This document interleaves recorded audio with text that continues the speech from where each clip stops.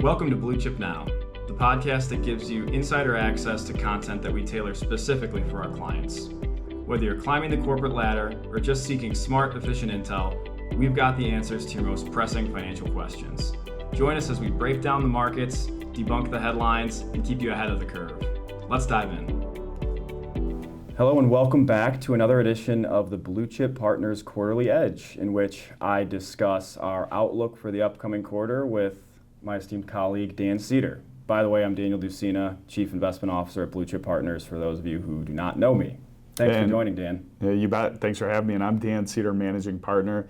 As always, a fun conversation. Looking forward to it. Daniel, thanks for having me. Let's start with the economy. So big picture, lots going on, plenty to discuss. Where's the economy at? What's going on? Yeah, so there's obviously a lot in flux right now with ongoing conflict in the Middle East. So what I'd like to focus on is two very high level, relatively simple items. The first would be the labor market. The second would be inflation. Reason I'm going to be focusing on these, number one, yes, they are very valuable inputs for the Federal Reserve, but also these were two primary points of concern of mine, if you'll recall, 3 months ago when we entered this year. So the labor market, just to start off, I think it's been a very uneven story thus far, and we have some additional information relative to where we were 3 months ago, but at the same time, there's a lot of choppiness that has been occurring. So realistically, I think that some of the pessimists out there with regards to the U.S. economy will point to the labor market and will point to charts similar to what I'm showing on the screen right now, which is the bars in blue showing you monthly job additions, non-farm payrolls from the monthly job report in those blue bars, and then that brown line being the unemployment rate. These pessimists will point to the fact that we're seeing slower levels of job creation and we're seeing a higher unemployment rate.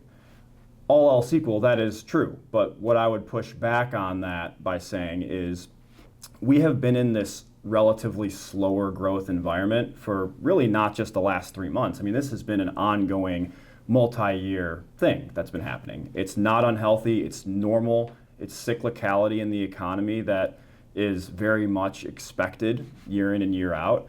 And I think it's also very explainable given the underlying dynamics that are occurring in the U.S. economy. So slower growth in the economy, not necessarily the markets, that's an economic data point. Right. And you know, when I say there's an explanation for a lot of this, I mean, even if you want to look back, let's talk about 2025. Why did we see relatively slower levels of hiring? Well, corporations were being pretty cautious. They did not know how the tariff situation was going to unfold. So they weren't really laying off people en masse, but they also really weren't stretching themselves and hiring en masse either. Yeah. We're getting the same degree of action this year, realistically, partially for a different cause, but same kind of outcome. So causes this year can include things like enterprises not really knowing how to think about artificial intelligence quite yet and taking a pause on hiring. But where I am a little bit more constructive is two things. Number one, we have not seen a surge in firing. Layoffs are relatively contained and are actually a little bit lower than they were at this point last year. And you're not seeing a flash surge higher in unemployment. You are getting some of this data that is still skewed a little bit by the government shutdown that occurred in the back half, last, call it quarter of 2025. But realistically, we're not seeing a jump higher in either layoffs or the unemployment rate, which to me, that helps this feel a little bit more like a slowdown in growth. Just a little bit slower, not a recessionary type outcome, At least as it pertains to labor. And again, a lot's in flux right now, but realistically, this was and continues to be a key focal point for me, and obviously for the Federal Reserve as well. Yeah, and so as the Fed, with their mandates, as they manage full employment, and you look at the unemployment rate today, historically, we're still relatively low. Yeah, and again, I would say that's supported by just generally robust economy. There's still a healthy amount of activity happening, and I'll cite some proof points on that later on. But realistically, again, it's the bottom line is growth might slow down. You might see a slower environment from that perspective, but it still looks less recessionary than it does plain and simple cyclicality. Got it. Anything else on the economy before we shift? Yeah, just hitting on inflation because obviously was a massive topic in 2022 and thereafter, and the impact for the Federal Reserve and interest rates in general. We've seen a relatively smooth downward trajectory in consumer prices since then. So now the question is, we've seen a meaningful improvement in inflationary figures. Are we in the home stretch, or is inflation beaten?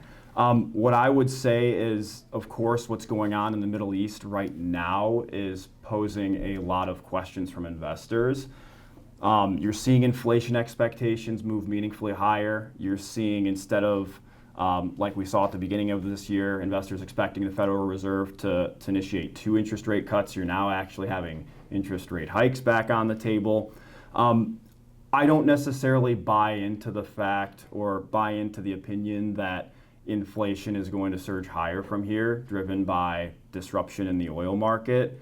And part of the reason behind that is because realistically, energy as a component of the consumer price index, which is probably the most well-known measure of inflation, energy is 6% of that index. So it's really not something that is going to be a headline primary driver.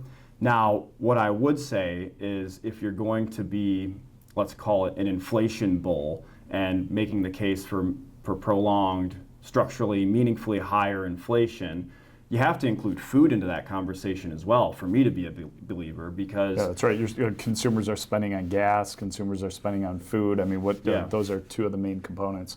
Well, the less well-known fact is that we all, at least as investors, I think most are well aware that there's a fair amount of global oil supply that flows through the Strait of Hormuz outside of Iran. Mm-hmm. What people don't often realize is that there's a very large amount of crop fertilizer that also flows through that strait.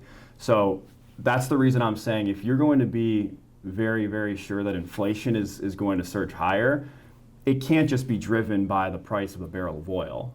It has to be oil supply being constrained, and things like fertilizer being constrained from logistics perspective. Because if you take energy and food, all of a sudden that's 20% of US CPI. So that's a much more meaningful level to me. Yeah. And so, one thing I do like to look at, and some people love this measure, some people hate it. It's a very polarizing topic in the economist and investing community. But one of the shortcomings, or 2 of the shortcomings of the consumer price index is, number one, it comes to you with a lag. We don't have March data today, in which you'll probably see energy prices move higher. But we're not going to get that until the middle of next month, right? Yep.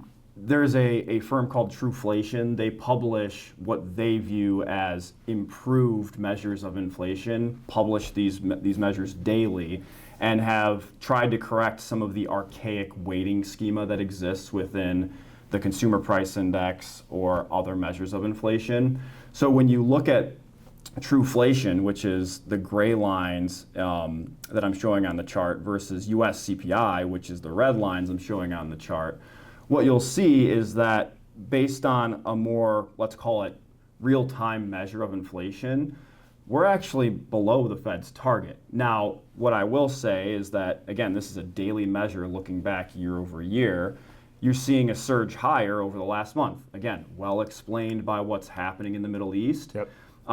All I would say is that inflation is better. It's not fully behind us. But to me, unless we were going to get this be a truly prolonged conflict, meaning multiple years in which there's oil supply disruption and, again, crop fertilizer disruption, I really am not of the belief that this is going to be the story of 2026, if you will. Yeah, I got you. And when you think of Trueflation and this source, does the market take that seriously? Are these data sources that the market can rely on? And I would assume the answer is yes, because you really haven't seen a big blow up in the market, and we'll get there next. Yeah. But it's just interesting to see how the data comes across now in a more modern way. Yeah, absolutely. And again, you use the tools that are in your toolkit, right? And I think this is a useful one. Yeah, great. Anything else on the economy before No. we shift to the markets? Okay, let's talk stocks and bonds. We'll start with stocks first. The stock market as a whole has paused, and when I say paused, from a meaningful rally and run up. So we're still not that far off of all-time highs, but let's talk about what you're seeing in the stock market first. So it's interesting because I think most investors are going to look at their preferred index, the S&P 500, the Dow Jones, NASDAQ, whatever it is. But if you remove those biases, you do see a different picture than just using one single index to measure the market. And evidence of that is you've got the equal weighted S&P, which gives an equal allocation to each of the roughly 500 companies in the S&P versus the cap-weighted S&P, which is going to have 7-ish% in NVIDIA and 7-ish% in Apple.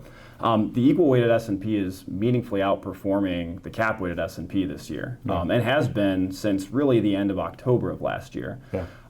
So that's just my headline way of saying it's not necessarily all bad in the market, but there is an impetus to be selective. One very interesting tidbit that I think is going a little bit unnoticed is that we're seeing an outperformance in the equity market from value stocks relative to growth stocks that we haven't really seen since 2022. So what are value stocks? I mean, realistically, they're just cheap, right? So they're underappreciated companies trading below their intrinsic value. Your classic kind of mature, more stable businesses. Could you also break that down in terms of sectors where wouldn't you typically see, let's say, technology or consumer discretionary or communication services be more considered growthy? And then, you maybe talk about some of the sectors that you would think are more traditional value. Yeah. So, in line with that, growth companies, right? Those are companies that the market is expecting to grow their revenue and earnings per share faster than the industry or market average, right? So value is cheap, growth is growing faster.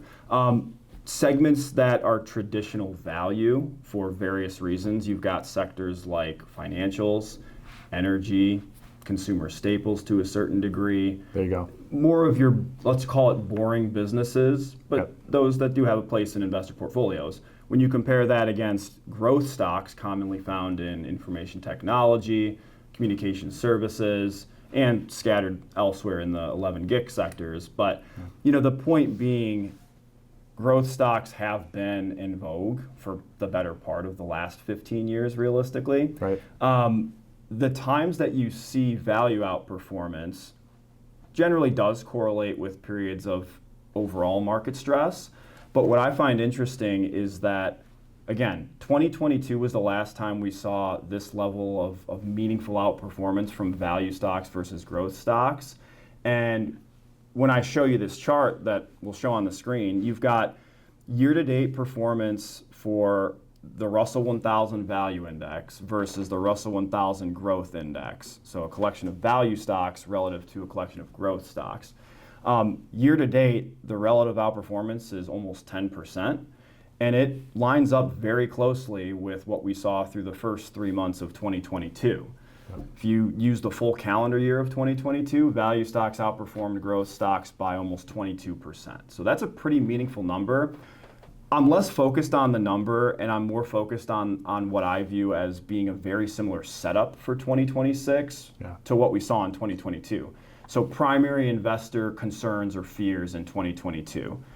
Economic growth, we got 2 straight quarters of negative GDP growth. People were worried about a recession. Inflation, we had at one point 12% year-over-year consumer price increases. Global conflict, Russia invaded Ukraine. And then interest rates in the Federal Reserve. So those first 3 things, economic growth, inflation, and global conflict, those are all very much top of mind today.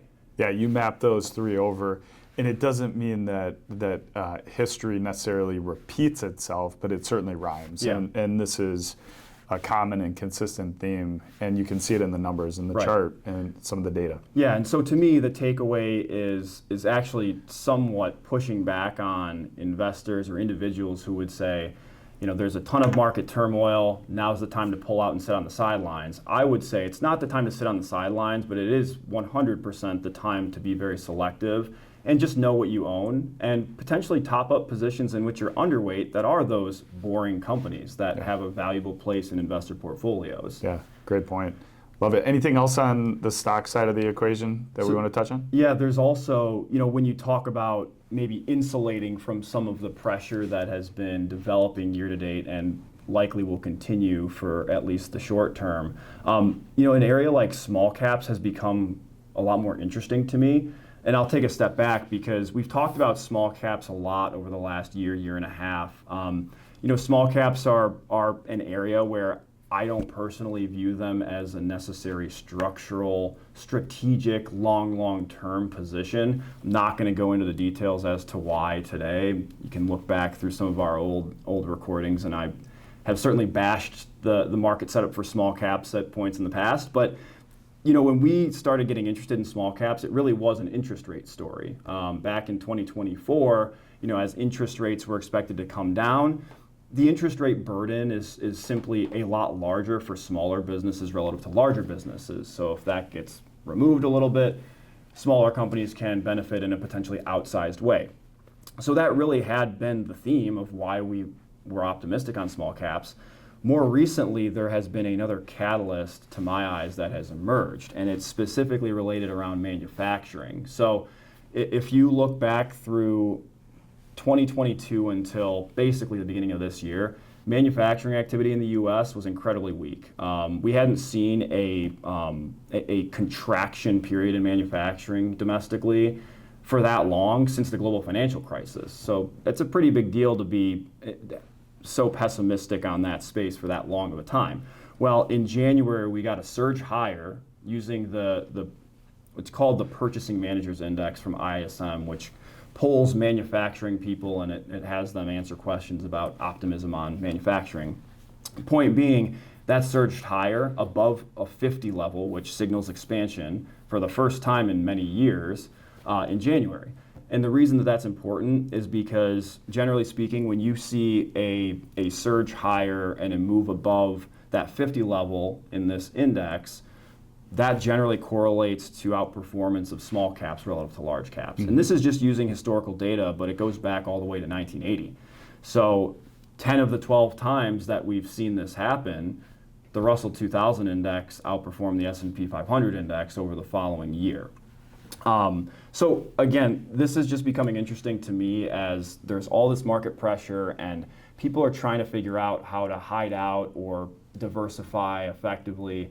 I do think that this is starting to, for me, become a potential new leg of the small cap story. Yep. One that's worth monitoring because we could very easily get manufacturing pessimism reemerge. But as it stands today, I think that's a pretty interesting area to which we can start to follow and pay attention very closely. That's great, following the breadcrumbs. And so you have a lower interest rate environment, good for small caps, a better environment in manufacturing, good for small caps. Follow the breadcrumbs. Yeah. Nice. Anything else on stocks? No, it's developing day by day. So I'm just hopeful that by the time you all listen to this and watch this, the information won't be outdated. Yeah, there you go. All right, bonds. We'll wrap with bonds. The Federal Reserve, interest rates. There's a lot to cover here. Bonds. Tell us what's going on in the bond environment. So you've seen a surge higher in interest rates using the U.S. Treasury yield curve as a proxy for rates over the last month. But really, I want to focus more on interest rate spreads today. And part of the reason I'm saying that is because if I come at it from an investment perspective, my answer continues to be for bond investors, keep it simple. Realistically, a bond allocation is designed or should be designed to be a ballast and should be designed to pay you a healthy level of income along the way. We're not in a situation where investors should feel compelled to reach for yield and overexert the risk allocation in their bond portfolio. And part of the reason is behind that is because, high yield bonds, your riskier bond allocation, it just, quite frankly, to my eyes, is not paying you enough on a relative basis to take above average levels of risk.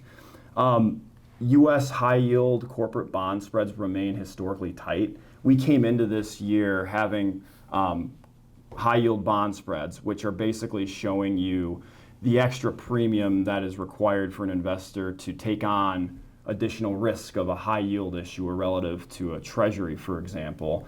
When we came into this year, high yield spreads had only been tighter less than 1% of the time over the last 10 years. So you really, you weren't so getting indicating a relatively safe environment. Yes, and so from an economic perspective and broader financial markets perspective, that's great. Yeah, right? When spreads compress or come down, Yeah. the general risk environment is very risk off. Yeah, and Right. so watching that closely is going to be important because we have seen a surge higher in high yield spreads over the last month. Again, that's reflective of just general market stress, Yeah, the war, investor uncertainty. Right. You've got a lot going on. Yeah, they're still not to the point where I would be interested in high yield bonds. Right now, I said we came into this year and spreads have been tighter only less than 1% of the time over the last 10 years.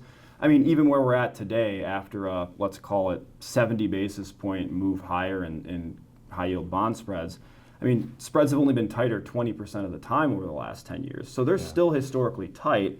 And, the message to bond investors is keep it simple, but you can use high yield bonds and the spread that is relevant to them as a read through for other risk assets. The reason I say that is because if you were to get a prolonged global conflict and that continues to feed through by rising inflation expectations, I think what you'll see is you'll see that hit high yield corporate bonds before you see that hit the equity market. Yeah.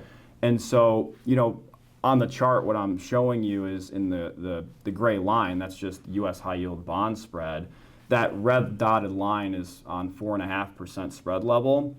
That is generally speaking, a good level to be aware of. If you see spreads blow through that, that's when my radar kind of picks up. Not from an investment perspective, but just in terms of using it as intelligence. If you were to get a surge higher through 4.5% spread and higher, let's call it up to 7%, that becomes very interesting and it becomes very good information, which would imply potential for an investor to go risk off before, coming back into the market at a period later.